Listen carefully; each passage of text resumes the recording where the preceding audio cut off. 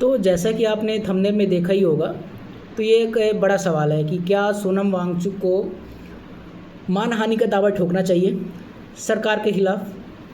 जो और आला दर्जे के अधिकारी हैं, चाहे पुलिस हो, चाहे सुप्रीम कोर्ट हो, सुप्रीम कोर्ट के ऊपर भी लगाओ डिफेमेशन। आपने हैबियस कॉर्पस इतने लेट क्यों सुनी, जबकि हैबियस कॉर्पस जो आर्टिकल 32 के तहत हमको दिया गया है, मनुष्य को, जो भारतीय लोगों को दिया गया है कि भाई हमारे अधिकारों का हनन हो रहा है, आप उनको तुरंत सुनवाई करो। वैसे तो सुप्रीम कोर्ट के पास बहुत समय रहता है, स्यू मोटो लेगा कोई फालतू चीज़ों के लिए कि भाई कहीं ये हमारे करप्शन की पोल ना खुल जाए, वो करेगा।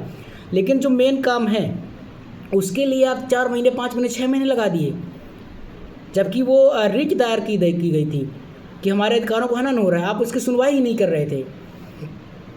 जो सरकार के अधिकारी थे, सरकार के लोग थे, उन्होंने सोनम वांगचुक की जो मिसेज हैं उनको कैसे परेशान किया, मानसिक रूप से प्रताड़ित किया, उसके खिलाफ उनको लगाना चाहिए। तो एक मैसेज ये जो अगर मानहानि का दावा ठोकते हैं सोनम वांगचुक, तो एक ये मैसेज जाएगा कि भाई आप ऐसे किसी के भी अधिकारों को हनन नहीं कर सकते हैं। और मेरा मानना ये है कि ऐसा एक कदम उठाना चाहिए उनको।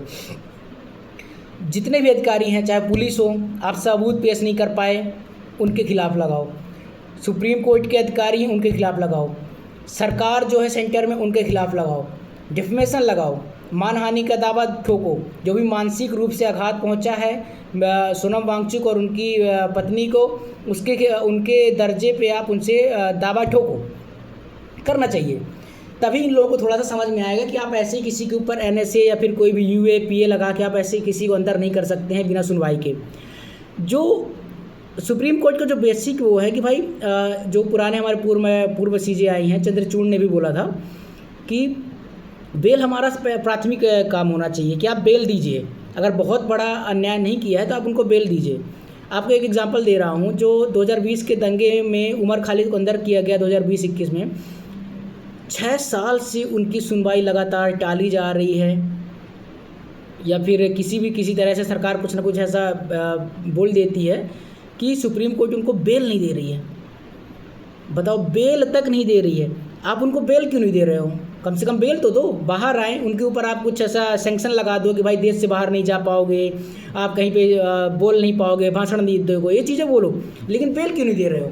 और अभी जो फ़िलहाल में कुछ समय पहले सुप्रीम कोर्ट ने आदेश दिया था कि अब 1 साल तक उमर खालिद बेल के लिए अप्लाई भी नहीं कर पाएंगे। ये कैसी तानाशाही है? आप सुप्रीम कोर्ट हो, आपको संविधान का जो भी मानव अधिकार है वो संरक्षित करने का अधिकार दिया गया है लोगों के, और आप उनके अधिकारों को संरक्षित नहीं कर पा रहे हो। आप बेल को कैसे डिनाई कर सकते हो? पहला तो सीधी बात यह है, मेरा मानना यह है कि कोई भी जो भी सत्ता से प्रताड़ित है या फिर कानून से प्रताड़ित है, न्यायपालिका से प्रताड़ित है, उनको डिफेमेशन केस लगाना ही चाहिए, ताकि इन लोगों के पास एक मैसेज जाए कि आप किसी के ऊपर गलत आरोप लगाकर, गलत धाराएं लगाकर, बिना किसी सबूत के, प्रमाण के, सिर्फ और सिर्फ आप ऐसे रेक बेटिंग नहीं कर सकते हैं। कुछ भी बोलकर आप किसी को अंदर नहीं रख सकते हैं। तो डिफेमेशन केस लगाना चाहिए, ये मेरा मानना है।